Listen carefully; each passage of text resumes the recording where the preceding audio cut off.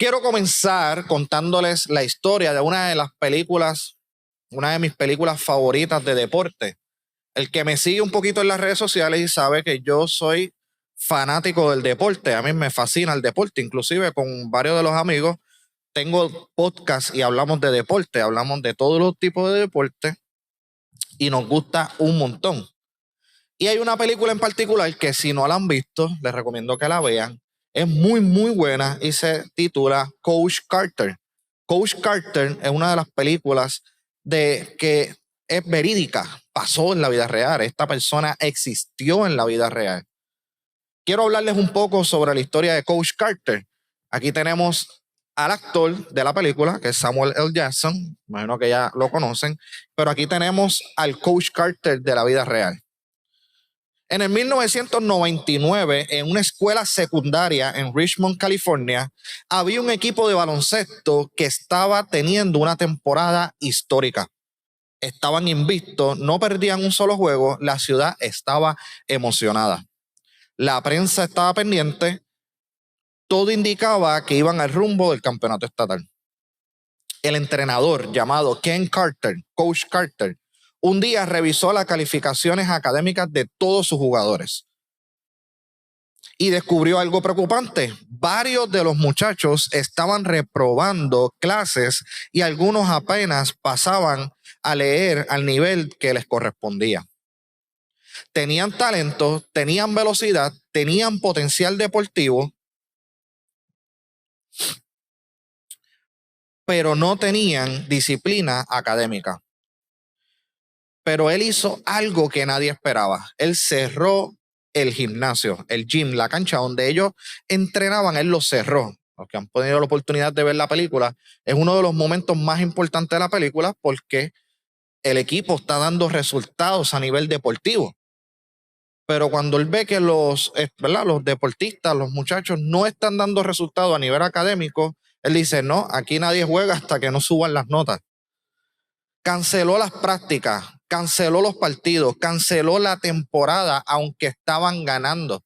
Eso le trajo consecuencias de la prensa, los papás, porque cuando vemos la película, los primeros que pelean son los papás, que por qué no dejaban los muchachos jugar en vez de estar preocupados por qué no tenían buenas notas. Los padres protestaron, la comunidad se molestó, los medios lo criticaron y le dijeron, estás arruinando su oportunidad, están invictos.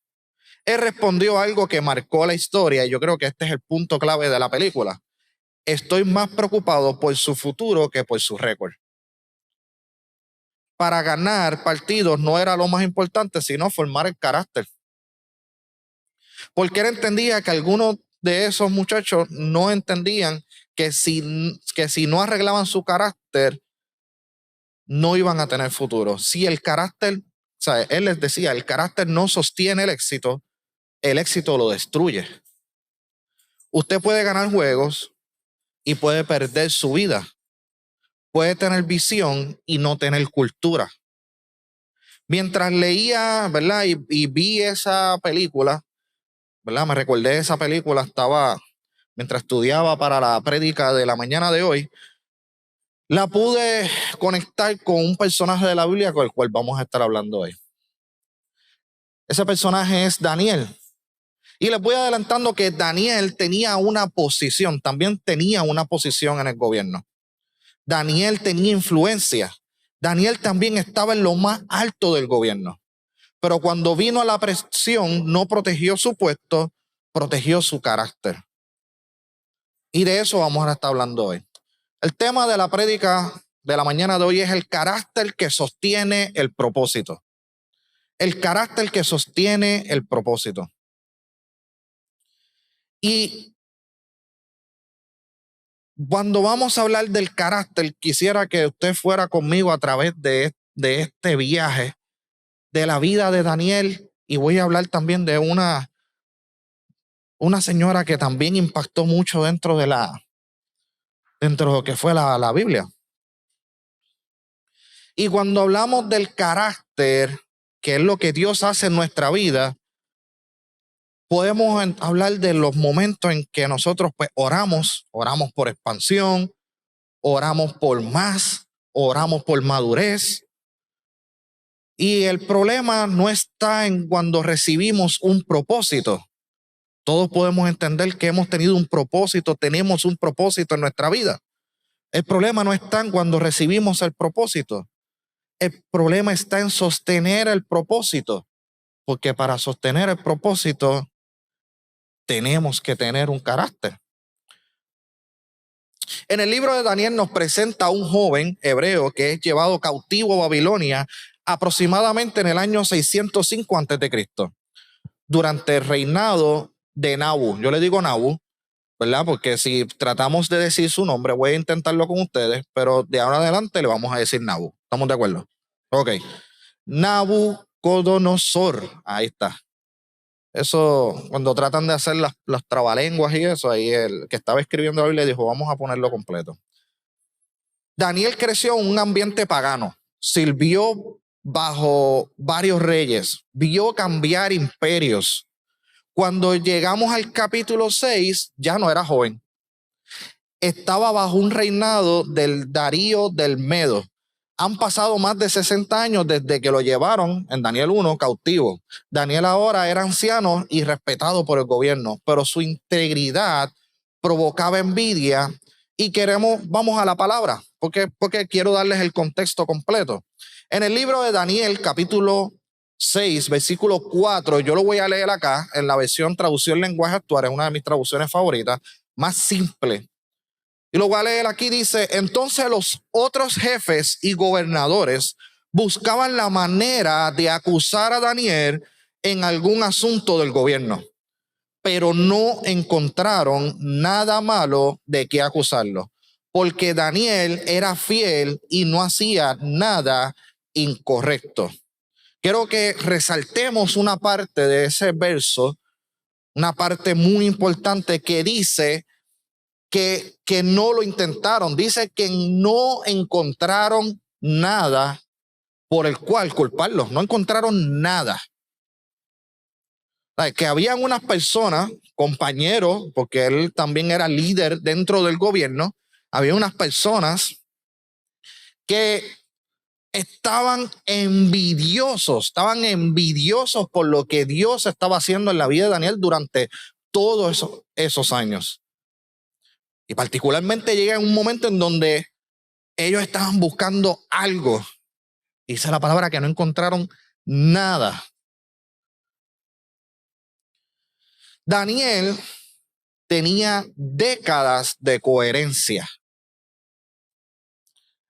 Esta última semana, hablando con varios clientes, hablando con varias personas, dentro de lo que es el mundo del marketing y todas estas cosas que nosotros trabajamos, había una palabra en particular que todas las reuniones yo estaba repitiendo. Y yo le decía a muchas de estas personas que podemos planificar, podemos hacer muchas cosas, pero no vamos a tener coherencia si no tenemos consistencia. Y muchas veces elaboramos y hacemos cosas en nuestra vida, hacemos planes con nuestra vida, pero no vemos resultados. Y es que esto no me hace sentido, no tiene coherencia. Y al no tener coherencia, cuando evaluamos, vemos que no tenemos consistencia. Y Daniel era el perfecto ejemplo de consistencia. Dice la palabra a través de Daniel 1 hasta Daniel 6, que desde el momento que llega Daniel cautivo, cuando dice cautivo es que es esclavo, desde el momento que llega como esclavo, desde ese momento su consistencia está tan firme que su carácter es que lo que él representaba. ¿Qué representaba? Al Dios de los cielos. Todo lo que él hacía representaba a Dios. Inclusive de joven, junto a otro joven le pidieron que tienes que comer esto, tienes que comer lo otro. Y él no, yo no voy a comer nada de eso, yo voy a comer esto porque esto es lo que mi Dios me pide. No sé si recuerdan la historia del horno del fuego.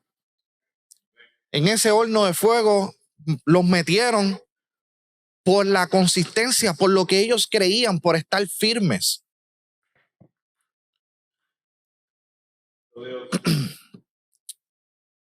Y algo que quiero que entremos en la verdad es que la cultura siempre vence a la intención. Nosotros estamos viviendo en un momento, en un tiempo, en nuestra historia, sea Puerto Rico, sea Estados Unidos, sea donde sea, estamos viviendo en un tiempo donde queremos tener las mejores intenciones. ¿Cuántos no conocen a alguien así? Que siempre tiene la mejor intención, pero no tiene el carácter. Podemos tener las mejores intenciones, pero si no tenemos el carácter correcto, se va a convertir en cultura y la cultura vence la mejor intención. En las semanas pasadas vimos cómo las redes sociales se volvieron locas, específicamente en Puerto Rico, ¿verdad? Porque estuvo este cantante en un evento de deporte bien famoso, estuvo cantando y mucha gente levantó la mano y se sentían orgullosos porque representaba a nuestro país. Yo mientras lo veía, yo decía, qué chévere, a nivel de producción, yo como profesional, yo dije, eso está bien hecho, eso se ve espectacular. Pero cuando empecé a analizarlo a más profundidad y lo dialogaba con mis propios amigos, yo les decía, a mí más que tristeza, más que enojo, lo que estaba viendo en la televisión, me decepcioné. Y no por lo que él hizo o lo que mostró, me decepcioné con el mismo pueblo de Cristo. ¿Por qué? Porque había muchos cristianos que pusieron su carácter y su convicción, lo pusieron por debajo de la cultura. Y tenemos muchas personas que hoy la cultura y lo que dicen allá afuera es más importante de lo que dice Dios de nosotros. Es un poquito fuerte lo que estoy diciendo, pero las cosas hay que decirlas. Cuando hablamos de Daniel, Daniel tenía décadas de coherencia. Se dice que Daniel tenía una rutina. La cultura, ¿verdad? No sé, pastor, si puedo, deba decir lo que voy a decir aquí. Bueno. Cuando hablamos de la cultura, a veces la intención va más allá. En la familia, lo que permites es lo que promueves. En nuestra empresa, lo que toleramos, lo institucionalizamos. En la iglesia, lo que no se confronta, lo legitimamos. Lo ponemos legítimo. Lo hacemos como cierto. Daniel no cambió a Babilonia con discursos. Lo impactó con constancia. Lo impactó con coherencia. Los enemigos de Daniel sabían algo. No podían encontrar corrupción en su trabajo. Ellos estaban claros. Ellos estaban claros que no podían atacar a Daniel por esa área. Entonces decidieron atacarlo en su vida espiritual. Convencieron al rey de firmar una ley que prohibía orar a cualquier otro dios que no fuera el rey por 30 días. Y hoy nosotros como cristianos vivimos eso. Que ustedes no se dan cuenta de lo que está sucediendo afuera y lo que está sucediendo para el pueblo cristiano es que cuando nosotros vivimos con coherencia, somos persistentes y tenemos un carácter que refleja lo que Dios dice de nuestro propósito, los que están afuera van a decir, espérate, esta gente son rectos, no van a fallar, hacen las cosas bien, pues vamos a atacarlos por donde podemos. ¿Y por dónde? Por la vida espiritual. La intención era clara, forzar a Daniel a comprometer su fe. Ahora yo quiero que ustedes escuchen, búsquenlo, guárdenlo ahí en su Biblia, lo rayan. Pero yo quiero que ustedes marquen lo que dice un hombre de 80 años. Cuando yo estaba leyendo esto, yo dije, wow, porque cuando cogen a Daniel como cautivo tenía 18 años. Y en la Biblia dice que de Daniel 1 a Daniel 6 habían pasado más de 60 años. Eso significa que cuando sucede esto, Daniel tenía aproximadamente 80 años. ¿Qué es lo que les estoy queriendo comunicar? Es que tuvo más de 60 años con un carácter inquebrantable, donde personas buscaban hacerle daño y no encontraban cómo. En el libro de Daniel, capítulo 6, versículo 10, lo leo en la versión traducción lenguaje actual, dice: cuando Daniel supo que habían firmado la nueva ley, fue a su casa, subió a su habitación que tenía ventanas abiertas hacia Jerusalén, y allí se arrodilló y oró a Dios. Esto lo hacía 3 veces al día, tal como siempre lo había hecho. Yo quiero que podamos marcar en esa parte donde dice tal como siempre lo había hecho. Y es bien interesante cuando nosotros profundizamos en la palabra de Dios y nos vamos ahí a la palabra y vamos a decir, pero ¿y por qué hizo esto? ¿Cómo lo hizo? ¿Qué fue lo que sucedió? Eso es parte del estudio bíblico. Cuando vamos a eso, podemos ver que qué hubiera sucedido en el día de hoy. Firman una ley que tal vez va en contra de lo que nosotros creemos y que decimos, pues, ya la firmaron, vamos a tener que hacer lo que dicen. No es violar la ley, pero él dijo, espérate, esa ley va en contra de lo que yo creo, pues yo me voy allá a mi cuarto, a lo que sigo haciendo, voy a orar, voy a seguir haciéndolo. La ley lo que dice afuera, puede decirlo afuera, pero lo que yo hago aquí, al frente, de rodillas ante mi Dios, eso nadie lo va a cambiar. No comenzó a orar, y ahí, pastor, escucha esto, no comenzó a orar por la crisis. Ya él tenía una disciplina establecidas. Y por eso vemos muchos cristianos que rápido les pasa la crisis y les llega el momento de crisis, es que ahora quieren ser los más espirituales. Quieren orar, vamos a un círculo de oración, hermanos, oren por mí, ay Dios mío. Cuando el trabajo tiene que venir desde antes. El trabajo tiene que venir con consistencia. La coherencia del trabajo de Dios en nuestra vida está en el trabajo que estemos haciendo constantemente. La fidelidad no se improvisa.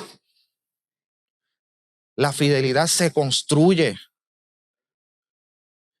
Y algo que a mí me encantó y me llamó la atención de Daniel es que él a los 18 años fue fiel. Y a los 80 también. La coherencia por décadas lo que te da es autoridad espiritual. Y yo creo que esta iglesia y la iglesia necesita Daniel que sirvan a Dios para toda la vida, no solo por temporadas. Yo creo que esto es una iglesia que ha sido fiel. ¿Cuántos dicen amén? Esto es una iglesia que ha sido fiel. Como una iglesia que ha sido fiel, yo creo que Dios nos ha dado una autoridad espiritual. Una autoridad espiritual que va por encima de cualquier cultura, que va por encima de cualquier cosa. Esa autoridad espiritual lo que nos dice es que sin importar lo que suceda, sin importar lo que nos pase, Dios está ahí por nosotros. En el Antiguo Testamento hablamos de Daniel, pero en el Nuevo Testamento hay una dama que se llama Dorcas. Es bien interesante. Dice Alberto, ¿cómo esto? Son historias muy paralelas. En el libro de Hechos es un momento en donde el crecimiento de la iglesia primitiva era un crecimiento explosivo. Estaban pasando muchas cosas. Estaban creciendo, estaban sucediendo cosas, pero así mismo venía gente con necesidad, venía gente que necesitaban oración, venía gente que necesitaban que se les predicaba. En ese momento Pedro estaba ministrando en varias ciudades y en la ciudad de Jope había una discípula llamada Dorcas que le decían Tabita. Diga conmigo, Tabita. Tabita, también conocida como Dorcas. No era apóstol, no era pastora y no tenía ninguna plataforma pública. Pero algo que tenía era carácter. En el libro de Hechos, capítulo 9, versículo 36, apúntelo por ahí, subráyelo para que después lo pueda estudiar. Lo leo en la versión traducción lenguaje actual. en la ciudad de Jope vivía una mujer llamada Tabita, que en griego se llamaba Dorcas. Ella siempre hacía el bien y ayudaba a los pobres. Y hay una palabra que le vamos a hacer el énfasis. Ese énfasis va a ser la palabra siempre. Dice en la ciudad, ¿verdad? Que el griego se llama Dorcas. Ella siempre hacía el bien y ayudaba a los pobres. No ocasionalmente, no cuando los veía, siempre. Más adelante en el capítulo 9, versículo 39 dice, Pedro fue con ellos, cuando llegó, lo llevaron al cuarto de arriba y allí estaban todas las viudas llorando y le mostraban las túnicas y vestidos que Tabita, Dorcas, había hecho cuando aún estaba con ellas, porque había fallecido. Su servicio dejó evidencia, dejó fruto, no dejó fama, dejó algo visible. El servicio como tal, sano, el servicio sano sirve desde la plenitud, desde que te nace del corazón. No busca aplauso, no busca validación. Y es bien interesante porque cuando vemos la vida de Daniel, su consistencia lo llevó a tener un carácter que sin importar lo que lo acusaran, siempre Dios lo iba a respaldar porque no encontraban nada malo. Pero vemos el carácter de una servidora, el cual que siempre, sin importar qué, lo hacía consistentemente. Hacerlo consistentemente, que aunque ella no estuviera en la faz de la tierra, sus frutos iban a dejar un legado, un recuerdo. ¿Por qué les estoy compartiendo esto? Porque yo creo que el propósito de nuestro carácter más es por lo que podamos hacer aquí y también lo que se quede cuando no estemos.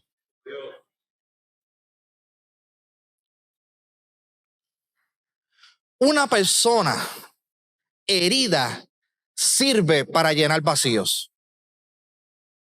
Una persona que vive constantemente herida. ¿Cuántos conocen a alguien que siempre es la víctima? Se están riendo. La víctima. Eso parece el nombre de una novela. La víctima. Conocemos a alguien que es la víctima y siempre busca la manera en cómo pueden ayudarme, bendito, que yo necesito ayuda. Entonces después, pero me ayudaron, ¿en qué puedo servir?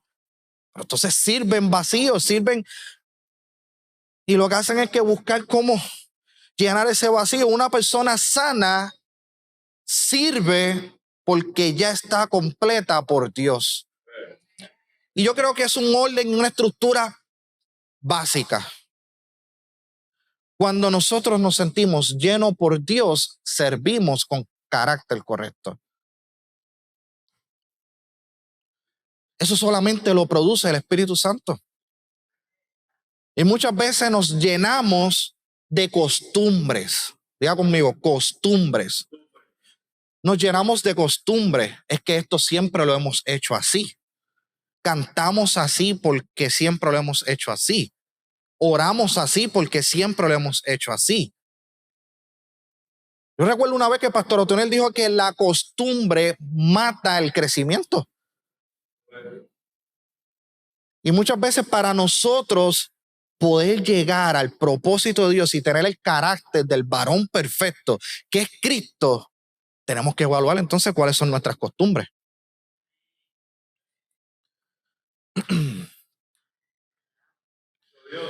¿Verdad? Hay pocos amén hoy.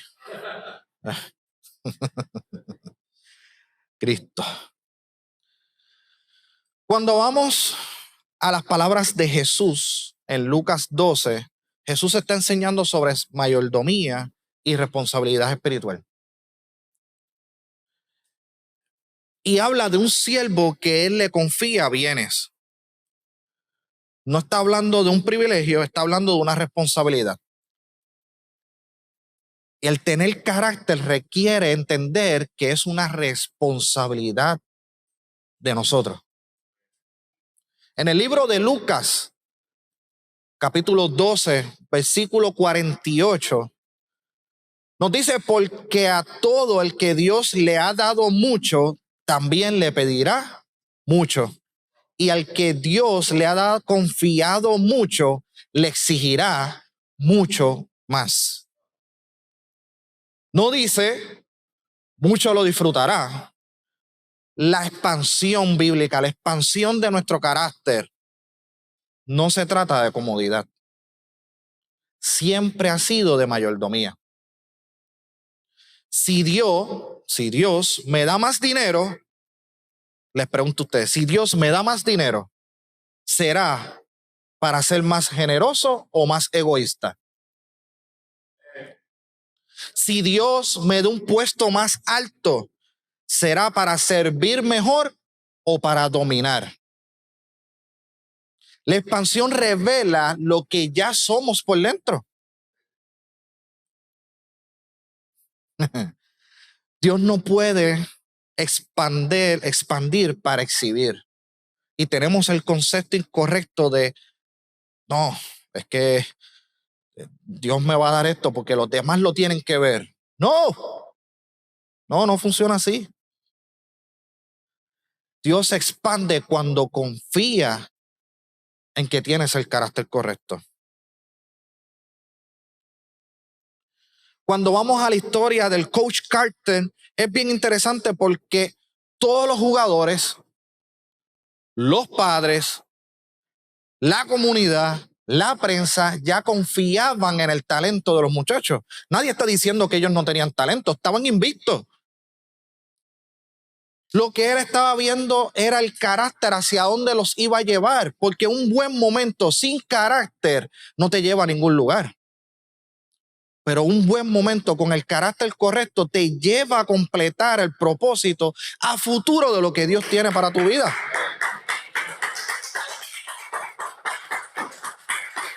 Daniel nos enseña a vivir fiel, consistente y coherente por décadas. No importa cuántos años tú pases sirviendo al Señor, pues yo estoy casi seguro aquí que le voy a preguntar a varios de ustedes y llevan más de 30, 40 años sirviéndole a Dios. La consistencia está en enseñar que la fidelidad a Dios sí paga. Dorca nos enseña que el servicio tiene que suceder desde la sanidad. La expansión, sin la madurez correcta, puede corromper. Dice Alberto, pero ¿por qué estás hablando de expansión? Claro que sí, porque constantemente nuestra vida, nuestra familia, todo lo que hacemos vive en expansión constantemente. Algo que he aprendido en la neurociencia cuando se habla del cerebro, el cerebro tiene una plasticidad y constantemente nosotros, aunque usted no lo crea, sin importar el tiempo que pase, usted sigue aprendiendo, sigue creciendo, eso sigue moldeándose. Y como eso sigue creciendo, nuestro cerebro sigue aprendiendo y sigue creciendo, está en nosotros tener el carácter correcto, lo que Dios dice de nosotros, vivirlo, creerlo y actuarlo para que cuando llegue el momento de ejecutar, la gente diga, eso es Dios, no es Él. Visión sin cultura fracasa. La pregunta que yo te dejo en la mañana de hoy, que es, ¿cuál es tu cultura? ¿La cultura de afuera o la cultura del reino? El llamado sin fidelidad se pierde. Cuando Dios nos llama y nos pide algo de nosotros a servir, si no demostramos esa fidelidad, se pierde. Cuando hay un carácter concentrado en el propósito de Dios, la cultura cambia, el servicio fluye, la expansión se administra, la fidelidad se sostiene por toda una vida. Creo que estamos en un momento clave para entender que el carácter es el que va a revelar realmente el propósito. Creo que estamos en un momento importante en la vida de cada uno de nosotros. No podemos echar de menos, ¿Por qué les hablo de Daniel con una transición desde 18 años a 80 años? ¿Por qué les hablo de Tabitha, que aún así cuando murió las personas seguían hablando de todo lo que ella hacía? Porque estamos en un momento en donde nuestro carácter no es para ahora, nuestro carácter es para ahora, para después, para después. Por eso es que es bien importante lo que tú haces aquí ahora y lo que dejas para después. ¿Cuán importante es? Mira, una de las cosas para mí más difíciles es los funerales. Uno no habla, pero una de las cosas para mí difíciles de los funerales es cuando he ido a funerales que tú sabes que esos muchachitos son unas joyitas. ¿Han visto a un muchacho en unas joyitas? Y yo estoy así parado y se paran, dice, es que él era tan bueno. Y yo, ¿qué bueno de qué? No era bueno nada. Tipo era una joya. El pastor se ríe porque está bueno, pastor, ¿verdad? Que es que el tipo era una joya. Pero el carácter familiar es, mira, a veces entender que el carácter y lo que nosotros enseñamos en nuestra familia es, tal vez no era tan bueno, pero sabemos que Dios es misericordioso. Y a veces con ese approach, ¿verdad? Se oye hasta diferente. No nos autoengañamos y buscamos tener el carácter correcto. Para ir cerrando, ya cerrando la prédica. Gracias a eso, ¿verdad? Eso es lo mejor que tú puedes sentir cuando estás predicando. No, eso pare. A mí. Yo creo que al punto pico del mensaje de la mañana de hoy, donde que tenemos que tener una introspección y un análisis interno. Venimos a la iglesia, nos acostumbramos a venir al culto, nos acostumbramos a cantar, a recoger las ofrendas, pero yo creo que la parte más importante de este servicio y esta coinonía entre hermanos es si hay un análisis constante interno de nuestro carácter, si hay un análisis constante de nuestro crecimiento. Si estoy en una rutina de lo que tengo que hacer, de lo que tengo que servir, o si estoy en crecimiento. Cuando hablamos del matrimonio, cuando me he sentado con parejitas, familias, amistades, y hablan del matrimonio, yo le digo, mira, el crecimiento real del matrimonio está en donde, sin importar los años, tú vas a seguir conociendo a una persona nueva constantemente. Pero ¿por qué? Si yo me casé y él era así cuando yo me casé. Sí, pero todos crecemos, todos cambiamos. Por eso he hablado con mi esposa, he hablado con Cristina y le he dicho, definitivamente no soy el mismo de hace 10 años. No somos los mismos, constantemente cambiamos, crecemos, nos evolucionamos. Y más dentro de la cultura del reino, el Espíritu Santo, mientras más espacio le demos en nuestra vida, más nos vamos a parecer a Él.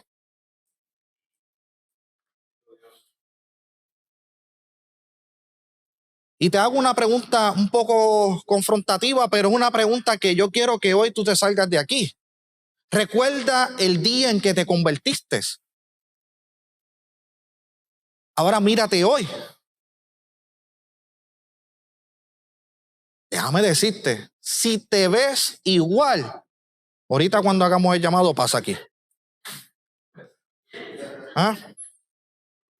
Porque constantemente tenemos que buscar ese crecimiento en Cristo. El carácter y el propósito de Dios en nuestra vida depende de eso. Y algo que quiero dejarles establecido es que nuestra cultura de iglesia va más allá. Nuestra cultura de iglesia es lo que somos. Y como les digo, los discípulos tenían una cultura bien marcada. En el momento en que arrestan a Jesús y se dispersan los discípulos, Pedro estaba de lejito siguiendo todo lo que estaba pasando, pero cuando se acercan personas y lo escuchan hablar, dicen, tú eres de los de él. Tú eres de los de él. A mí me ha pasado. Me ha pasado, a veces estoy en un lugar, estoy hablando y saben, ¿tú eres cristiano? Sí.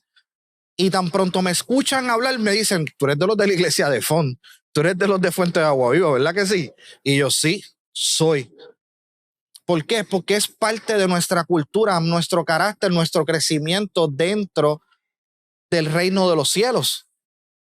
Eso se tiene que reflejar donde quiera que vayamos, donde quiera que estemos. Y en la mañana de hoy yo quiero cerrar con esta oración. Quiero cerrar con una oración y quiero orar por ustedes. Quiero orar, quiero que el Espíritu Santo pueda manifestarse en la mañana de hoy, así como desde el principio, y pueda llenarlos de una manera en donde el carácter del Espíritu Santo, todo lo que el Espíritu Santo quiere hacer, pueda llenarlos de una forma. Creo que se pueden poner ahí donde ustedes están de pie.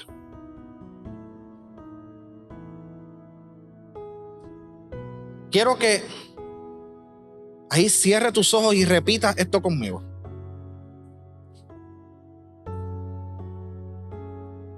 Señor, forma en mí el carácter que pueda sostener tu propósito.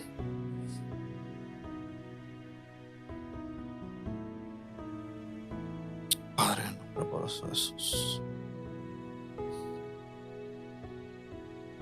La madurez está en entender que el Espíritu Santo tiene que estar literalmente 24/7 presente en nuestra vida. Esto no es sobre espiritualizar las cosas. Esto es tener una visión de transformación, de un crecimiento íntegro,